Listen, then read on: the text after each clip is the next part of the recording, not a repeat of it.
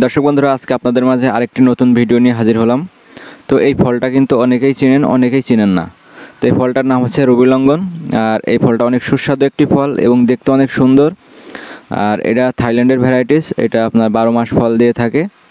তো এই রুবি লঙ্ঘন এটা কিন্তু আপনার অনেকেই জানে না যে রুবি লঙ্ঘনটা আসলে কি, এই ফলটা আসলে কী রকম এবং কেমন। তো এই ফলটা হচ্ছে আপনার লিচুর মতন, আপনার লিচুর ভেতরে যেমন আঁশ থাকে, এই ফলটার ভেতরেও কিন্তু তেমন লিচুর মতন আঁশ থাকে এবং এটার বাইরের সাইডে একদম লিচুর মতনই দেখতে, কিন্তু এটা শরীরটা তেলা হয়, কিন্তু লিচুর শরীরটা হয় একটু কাটা কাটা। লিচুর মতনই অবিকল একেবারে, এটার ভেতরেও বীজ আছে এবং লিচুর মতনই। আমরা যদি এই ফলটা এখন আপনাদের দেখাই তাহলে আপনারা দেখতে পারবেন যে এটা শরীরটা কিন্তু একেবারেই তেলা, আর এটা কালারটা কিন্তু অনেক সুন্দর, আর এই ফলগুলো কিন্তু অনেক সুস্বাদু হয়ে থাকে খেতে।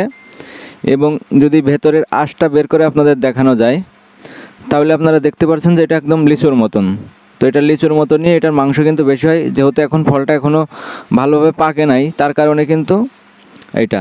তো আপনারা দেখুন যে এটার কি থোকায় থোকায় কিন্তু আপনার ধরে থাকে, যে এই যে এইভাবে থোকায় থোকায় কিন্তু আপনার ধরে থাকে একদম লিচুর মতনই।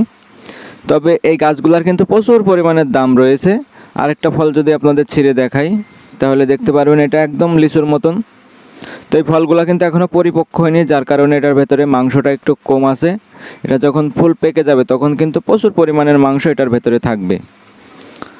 তো এটার যে স্বাদটা, এটার স্বাদটাও কিন্তু অসাধারণ একটি স্বাদ, অনেক সুস্বাদু, আর